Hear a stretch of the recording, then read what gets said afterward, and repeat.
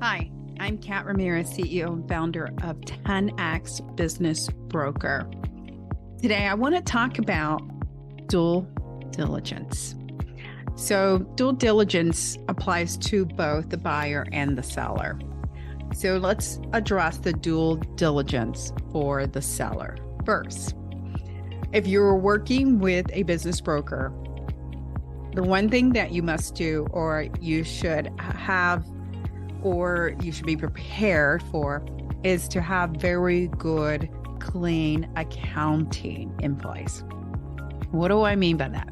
Everything's line item.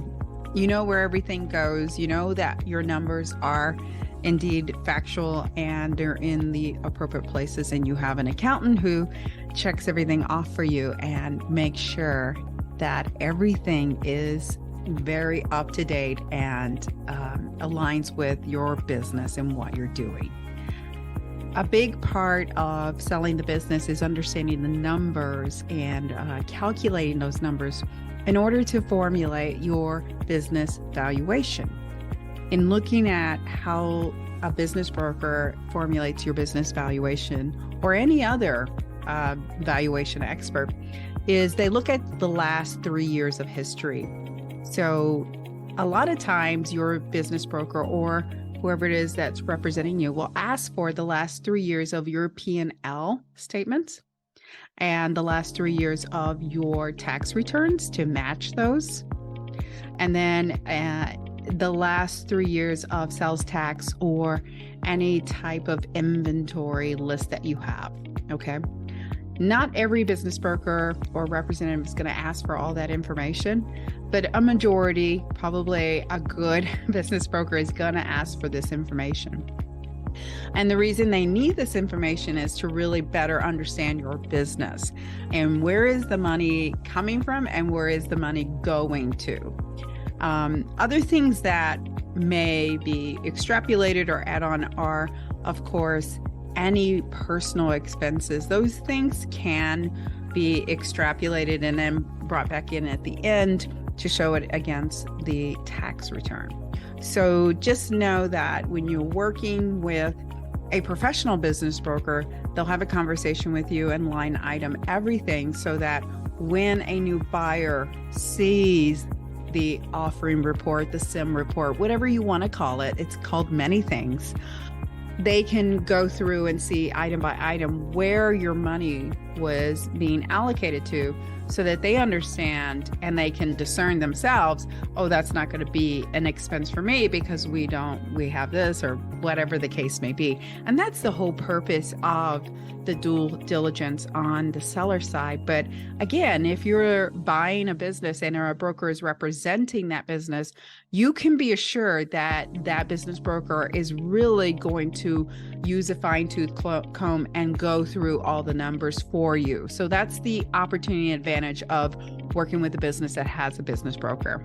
Now, on the buyer side for due diligence, now that again is twofold, okay? So it is up to the broker to really vet out the future buyer, make sure that they can afford this business and that they have a background to be able to run the business. So that's all part of due diligence on the broker's behalf. Or if you're selling your business by yourself, you have to vet out, qualify your buyers, because you don't want to waste your time having conversations, going back and forth, and then at the end of the day, you find out that this person can't afford your business. So that's a huge part that if the business is being represented by a business broker, that they take off the plate for the seller. The other due diligence is the buyer's side. They need to make sure that they're checking out the business. Now, unfortunately, the business broker cannot represent both the buyer and the seller in any situation. It would be, to me, seems like that wouldn't be very, I don't know, I wouldn't do that. But maybe there are some business brokers that do that. But I will tell you that you probably want to keep it separate.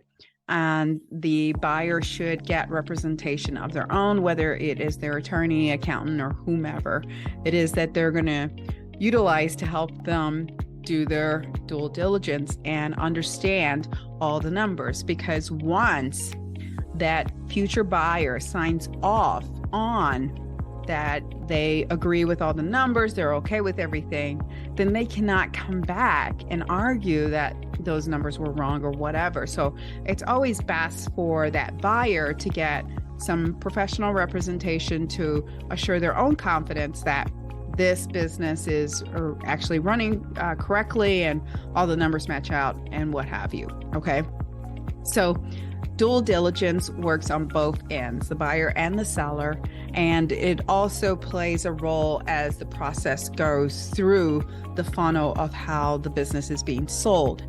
Now, again, if you are a seller and you're represented by a broker, your business broker is going to manage and do all of this and walk you through the process, hold your hand, and make sure that everything, all the I's are dotted and all the T's are crossed. If you're doing it on your own, please make sure that you follow through and do all the right things, because once you sell that business and if those numbers don't match up, they can come back and bite you. And just as well as if a buyer doesn't do their due diligence, then there's no recourse because they signed off on it. They said, okay, and they didn't get professional help to review all the documents. So, hey, I'm Kat Ramirez, CEO and founder of 10X Business Broker.